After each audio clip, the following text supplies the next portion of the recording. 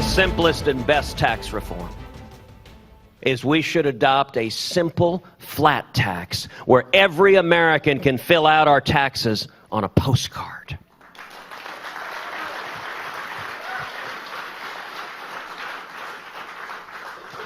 And when we do that, we should abolish the IRS. Hear that? Listen close. It's the sound of millions of Americans slamming away at their adding devices while at the same time throwing inanimate objects against the wall, trying to figure out how much they owe in taxes and where they can find the legal deduction box for after-work cocktails. Many Americans have begun the process of getting their income tax returns ready, and when the IRS computers are actually working, some are finding out that a fraudster has beaten them to the filing. The resulting criminal activity cost taxpayers more than $27 million in erroneous refunds for tax year 2013. So says a report by the Inspector General for Tax Administration.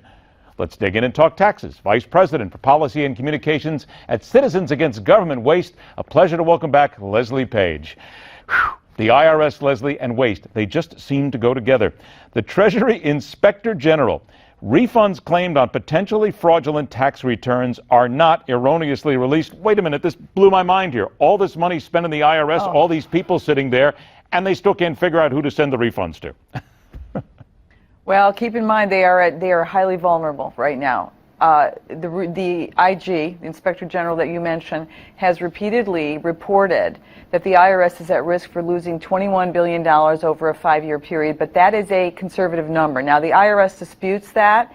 They claim they've put in all kinds of filters and all kinds of, fraud protection services to keep people from stealing people's refunds. But the fact of the matter is, it's a scourge, and it's actually quite a significant amount of money.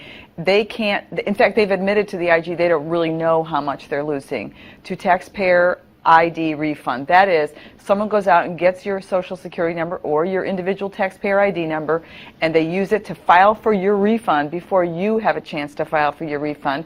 And when you go to file, they say, we already sent it to you. And it's into the tens of billions of dollars, and it's really scurrilous. I mean, we're talking high-level criminals. Organized crime getting into this, it's starting to get violent. There's some really bad dudes and dudettes involved in this. So what then is being done substantive? I mean, that actually is trying to fight against this? Anything? Oh, yeah. I mean, the IRS will tell you they've done a lot and that there have been significant changes over the last 4 or 5 years. And, there are things that are done, but when you read these reports, what you find out is that they've got multiple systems, okay?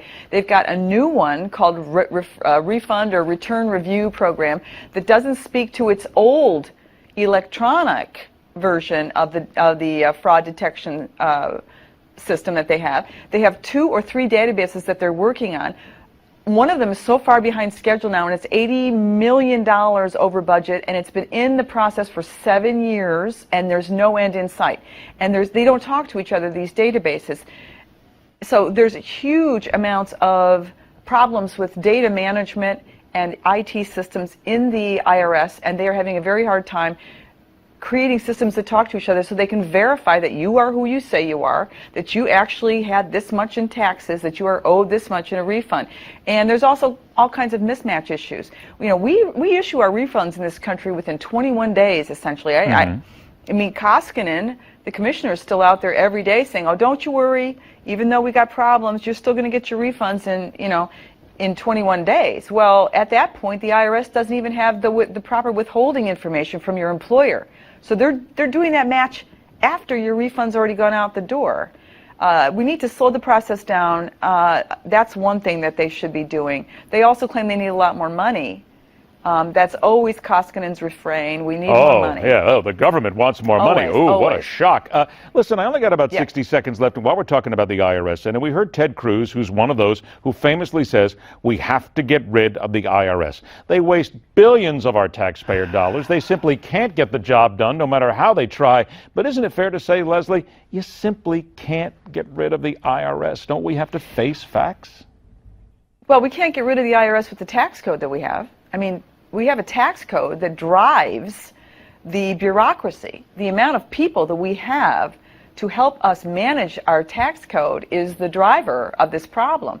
No, we cannot get rid of the IRS until we fix our tax code. And I've heard from everybody that tax reform is just not anywhere on the horizon, which is not going to be, that is not good news for taxpayers, for America's industry, its economy, corporations, individuals, and the more complex it's gotten, the worse that the bureaucracy gets, and the harder it is to track it all. You hit it right on the head. Don't talk about getting rid of the IRS. Talk about the tax code, which is the thing that drives it. You are exactly right. Start with the basics. So, I mean, everybody, let's get down to when somebody says let's get rid of the IRS, tell them no. Get rid of the tax code. Change that. That can actually be changed. That is the place to start. You want to find out more about this and many other ways about how your money is being wasted by the government and then how to fight it? Go to cagw.org.